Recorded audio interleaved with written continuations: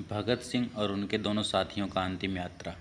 Lahore central jail में दिनांक 23 मार्च 1931 के दिन का आरंभ बड़ा ही सामान्य था, लेकिन यह दिन तब तक ही सामान्य रहा जब तक वार्डन चरत सिंह ने आकर जेल के सभी कैदियों से 4 बजे ही अपनी अपनी कमरे में चले जाने को नहीं कह दिया। उन्होंने आदेश देते हुए बस यही कहा कि यह आदेश ऊपर से आया है। अभी सभी कैदी इस विषय के बारे में सोच ही रहे थे कि जेल का नायब बरकत वहाँ के कमरों के सामने से बुदबुदाते हुए निकला। आज रात भगत सिंह, राजगुरु और सुखदेव को फांसी दी जाने वाली है। ये सुनते ही सभी कैदियों के पैरों तले जमीन खिसक गई। वहीं अपनी कोठरी में बंद भगत सिंह और उनके साथियों को इस बात का कोई अंदेशा ही नहीं था कि तय तिथि से एक दिन पहले ही उनको फांसी पर चढ़ाने का घटिया षड्यंत्र रचा जा रहा है। सरदार भगत सिंह को केंद्रीय असेंबली में बम फेंकने के मामले में फांसी की सज़ा सुनाई गई थी।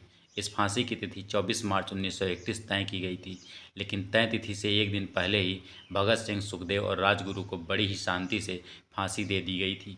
कभी न भुलाई जाने वाली इस फांसी के समय कुछ आधिकारिक लोगों में यूरोप के डिप्टी कमिश्नर भी शामिल थे। जितेंद्र सान्याल की लिखी हुई एक किताब भगत सिंह के अनुसार ठीक फांसी पर चढ़ने से पहले के समय भगत सिंह ने उनसे कहा था कि मिस्टर मजिस्ट्रेट, आप बहुत ही ज़्यादा भाग्यशाली हैं, क्योंकि आपको यह देखने को मिल रहा है कि भारत के ये क्रांतिकारी किस तरह अपने आदर्शों के लिए फांसी पर भी झूल जाते हैं।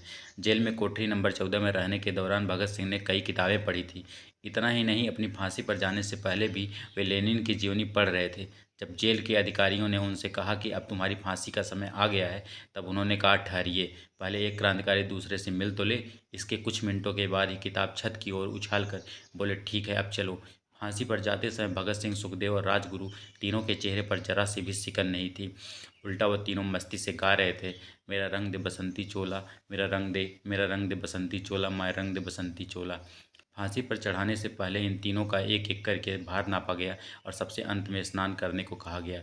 इसके बाद उनको काले रंग के कपड़े पहनाए गए, लेकिन उन सभी के चेहरे को खुला ही रहने दिया गया। इसके बाद भगत सिंह और उनके साथियों को फांसी के तख्ते पर खड़ा कर दिया गया। भगत सिंह को फांसी देने वाले जल्लाद का नाम मसीह था। इन तीनों क्रांतिकारी के फांसी के तख्ते पर पहुंचते ही जेल सरफरोशी की तमन्ना, अब हमारे दिल में है इंकलाब जिंदाबाद और हिंदुस्तान आज़ाद हो जैसी नाराओं की गूंज से भर गई थी। फिर तीनों मुस्कुराते हुए फांसी के तख्ते पर झूल गए। कुछ समय के मौन के बाद वहां मौजूद डॉक्टरों, लेफ्टिनेंट कर्नल जे नेल्सन और लेफ्टिनेंट कर्नल NS सोधी ने उन तीनों के मृत होने की पुष्टि भी की थी।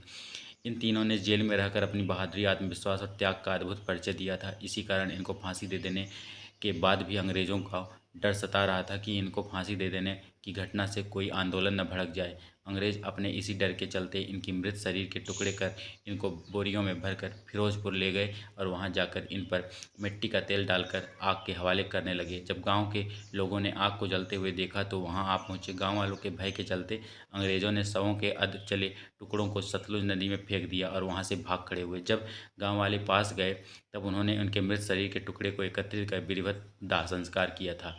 24 मार्च 1931 को भगत सिंह, सुखदेव और राजगुरु को लाहौर सेंट्रल जेल में फांसी दी जानी थी, लेकिन उसके 12 घंटे पहले ही अंग्रेज़ों के षड्यंत्रों को तीनों का शिकार होना पड़ा।